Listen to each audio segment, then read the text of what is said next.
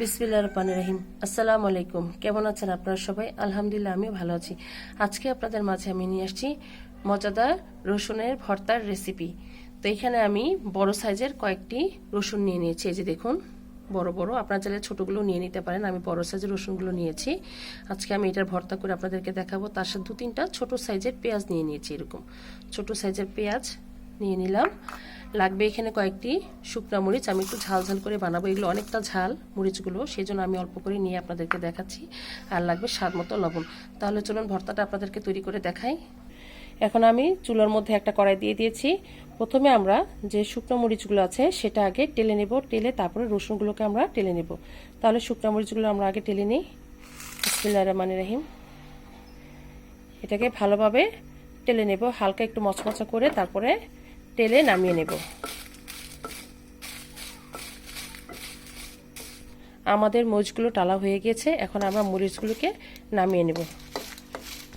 এখন আমরা যে রসুনগুলো আছে সেগুলো টেলে নেব। পেঁয়াজটা কিছুটা, রসুনটা যখন টালা হয়ে আসবে তখন পেঁয়াজটা টেলে নেব তার সাথে। এখন শুধু রসুনগুলো দিয়ে দিলাম রসুনগুলো। এখন এটাকে আমরা ভালোভাবে টেলে নেব যেন পানিটা না থাকে। ভালোভাবে টেনে নিলে এই ভর্তাটা খেতে ভালো লাগে, আঠালো আঠালো হয় এই ভর্তাটা।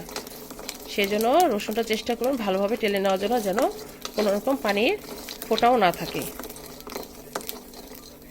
এখন আমরা রসুনটাকে ভালো লাড়াচাড়া করে টেলে নেব।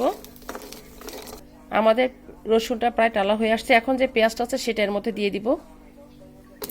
দিয়ে দিলাম। এখন ভালোভাবে এটাকে শুকনো করে আরও টালা করে নিতে হবে। আর 2 থেকে 3 মিনিট লাগবে আমাদের এটা টালা দিতে, পেঁয়াজ সহ। এভাবে টেনে নিলে ভর্তাটা খেতে অসাধারণ মজা লাগে। তা আমরা 2 থেকে 3 মিনিট আমরা রসুন আর পেঁয়াজটাকে টেলে নেব, তারপর নামিয়ে ফেলবো। আমাদের রসুন আর পেঁয়াজটি টালা হয়ে গিয়েছে। এখন আমরা এটাকে নামিয়ে ফেলবো। তাহলে চলুন ভর্তাটা আপনাদেরকে তৈরি করে দেখাই। আমরা এখন পাটা পুতা নিয়ে নিয়েছি। এখন আমরা প্রথমে যে শুকনো মরিচ টালা আছে সেটা এর মধ্যে নিয়ে নিব। আপনারা ঝাল যার যার মতন বুঝে নেবেন, রসুন অনুসারে।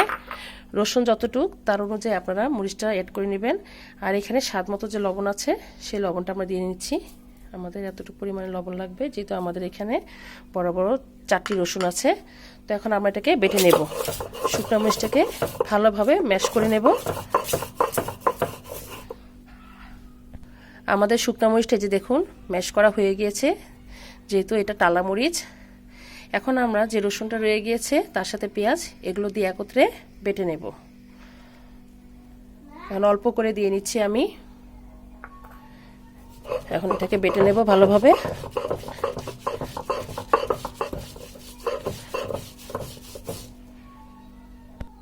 আমাদের রসুনটা বেটে নিয়েছি। এখন যে আমাদের পেঁয়াজটা রয়ে গিয়েছে সেটার মধ্যে দিয়ে ভালোভাবে বেটে নেব।